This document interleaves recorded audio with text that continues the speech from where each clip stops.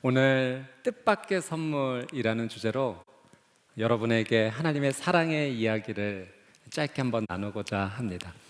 우리가 삶을 살아가다 보면 뜻하지 않게 실수할 때가 있습니다. 그리고 그 실수를 통해서 내 삶이 가끔 아프게 찾아오는 경우도 있죠. 이런 이야기를 들었어요. 한 남자친구가 여자친구를 이제 만나고 교제하게 되었는데, 이 여자친구에게 아주 특별한 점이 있다는 것을 이제 교제하면서 알게 되었습니다. 여자친구가 말을 할 때 이 단어 선택을 잘 못해서 실수하는 경우가 있었던 거예요. 하루는 둘이 가을에 설악산에 이렇게 함께 가게 되었습니다. 그 설악산에서 그 풍경을 바라보면서 여자친구가 남자친구에게 이야기를 하죠. 오빠, 이 풍경 좀 보세요. 풍경이 참 가관이에요. 아니, 그때는 가관이라고 하지 말고 풍경이 참 장관이다 그래야지. 어머, 오빠, 장관은 높은 사람 아니에요? 그러니까 가끔 가다가 이렇게 단어 선택에 말실수가 있어서 이제 남자친구가 본인 아버지 육순잔치가 있어서 주의를 주게 됩니다.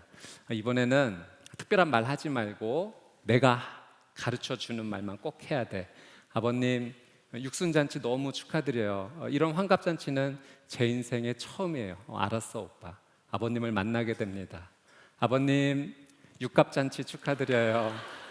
제 인생에 이런 화려한 육갑잔치는 처음이에요. 실수할 때가 있습니다. 실수하다 보면 그 실수가 우리의 삶 가운데 뜻하지 않은 아픔을 주기도 하죠. 그런데 우리가 잘못해서 하는 실수는 노력하면 고칠 수 있습니다. 지식이 부족하면 공부하면 되고, 또 건강이 부족한 것으로 인한 내 삶의 실수 같은 경우가 찾아오면 열심히 운동하면 그런 것들이 회복이 될 수가 있어요. 근데 문제는 내 힘으로 감당치 못할 고통의, 고난의, 어려움의 문제가 찾아오는 경우, 그때는 내 힘으로 감당할 수 없는 삶의 힘든 순간이 찾아온다라고 하는 거죠. 오늘 저는 여러분에게 예수님의 육신의 아버지였던 요셉의 이야기를 한번 해보고자 합니다. 요셉에게 사랑하는 여인이 있었어요. 이 여인이 바로 마리아죠. 그래서 결혼을 하기로 하고 이제 약혼을 하게 됩니다. 당시 유대인의 문화 속에서 결혼 1년 전에 약혼을 하게 되었습니다. 약혼을 하면 실제적인 결혼의 효력이 발생하는 겁니다. 그러나 이 약혼의 기간에는 서로 동거하지는 않는 거죠. 근데 이 약혼을 하고 나서 요셉이 청천벽력의 소식을 듣게 된 거예요. 내 사랑하는 함께 결혼할 여인 마리아가 임신했다라는 소식을 듣게 됩니다. 요셉은 생각지도 못한 일이 찾아온 거예요. 이거는 자신이 어떻게 노력한다고 해서 해결할 수 없는 문제가 요셉의 인생 가운데 찾아온 거죠.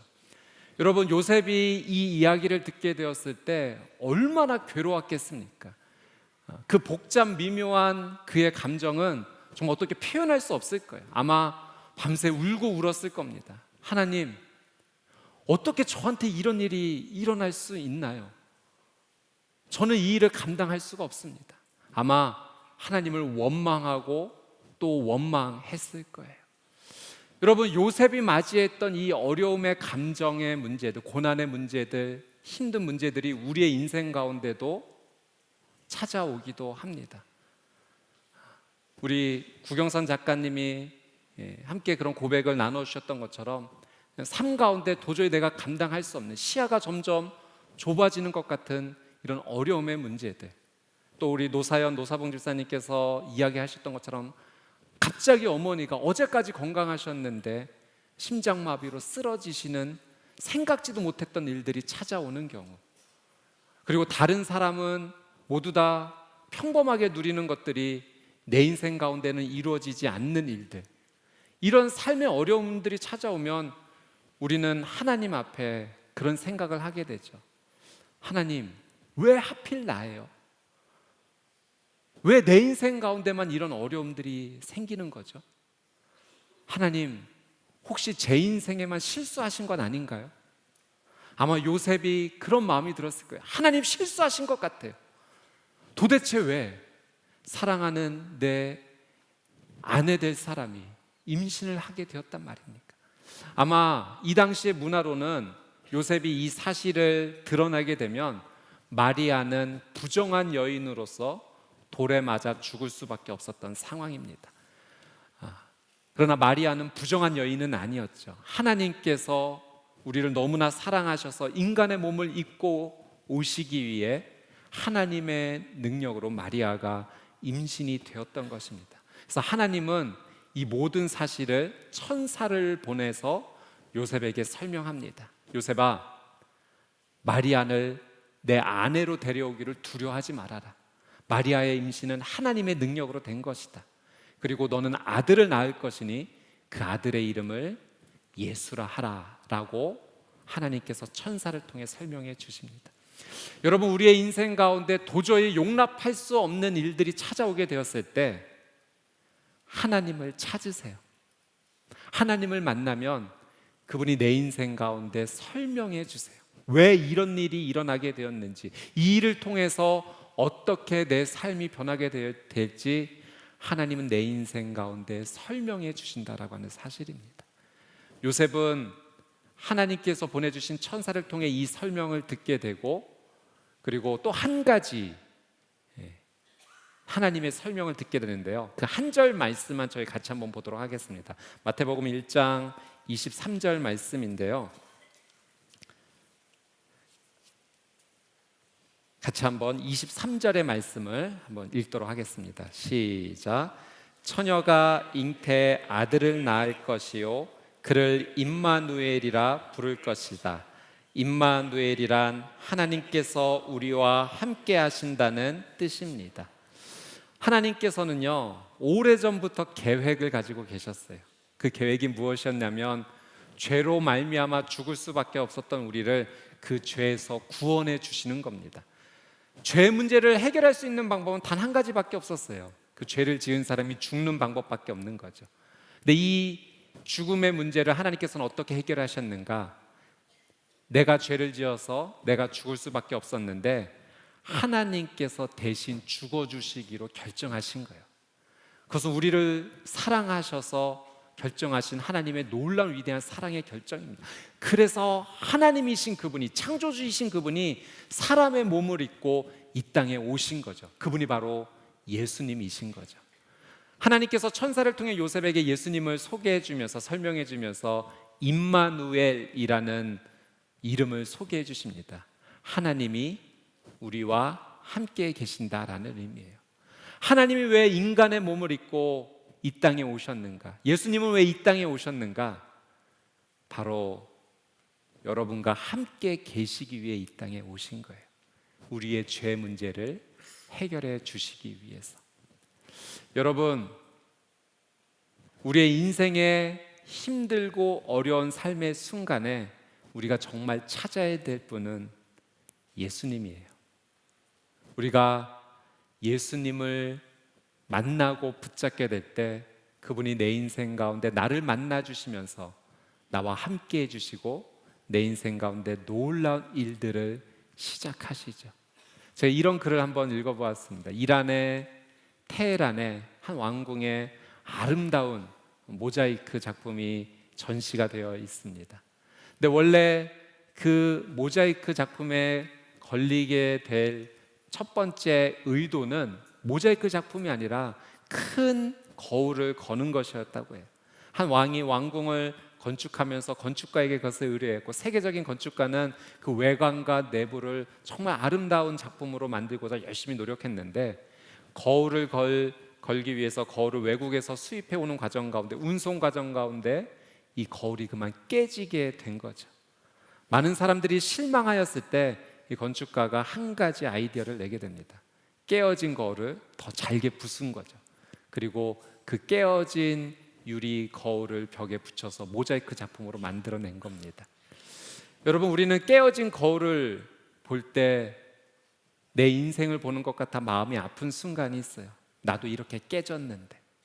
근데 여러분, 놀랍게도 깨어진 거울이 위대한 예술가의 손에 들어가게 되면 위대한 작품으로 다시 태어나듯이 여러분, 내 인생 가운데 도저히 받아들이기 힘들었던 어려운 내 인생을 전능하신 하나님의 손에 맡기게 될 때 내 인생은 다시 시작할 수 있다는 겁니다. 하나님, 내 인생 가운데 실수하신 것 같은데요. 우리는 그렇게 고백하는 그 순간에 나중에 하나님을 만나게 되면 이렇게 고백할 수 있어요. 하나님, 실수가 아니셨네요.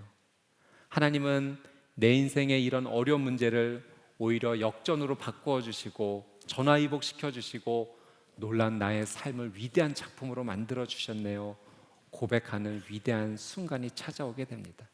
저는 오늘 여러분이 임마누엘 되신 예수님을 꼭 만나셨으면 좋겠어요.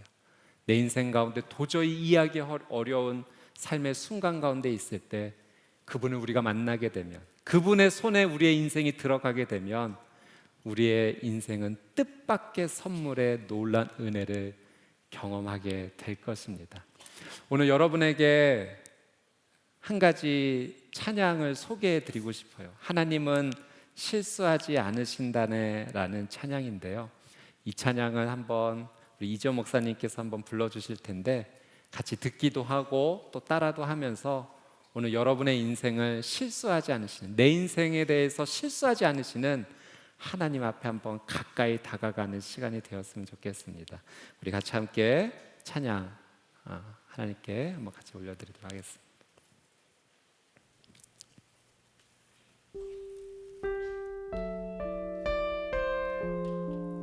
가사의 내용을 한번 잘 보시면서 실수하지 않으시는, 나를 사랑하시는 하나님을 만나시게 되기를 바랍니다. 내가 걷는 이 길이 굽어도는 수가 있어도 내 심장이 울렁이고 가슴 아파도 내 마음속으로 여전히 기뻐하는 까닭은 하나님은 실수하지 않으심일세. 내가 세운 계획이 빗나갈지 모르며 나의 희망 덧없이 쓰러질 수 있지만 나 여전히 인도하시는 주님을 신뢰하는 까닭은 주께서 내가 가야 할 길을 잘 아심일세.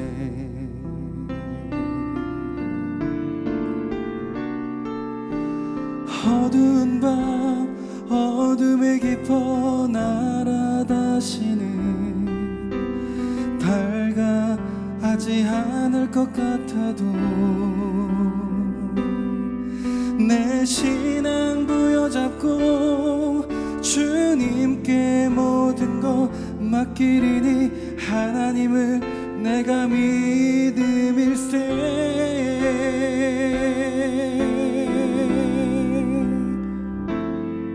지금은 내가 기쁠 수 없는 것, 너무 멀리 가다기를 아른거려도 운명이여 오라 나 두려워 아니하리. 만사를 주님께 내어 맡기리. 차츰 한계는 거치고 하나님 지으신 빛이 뚜렷이 보이리라. 가는 길이 온통 어둡게만 보여도 하나님은 실수하지 않으신다네. 차츰 한계는 거치고 하나님 지으신 빛이 또렷이 보이리라.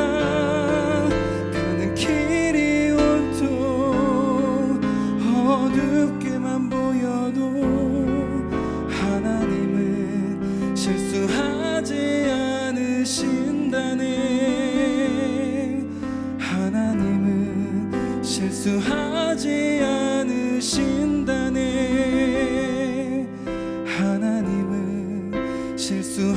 하지 않으신다네.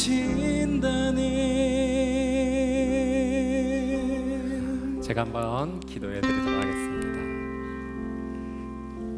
하나님,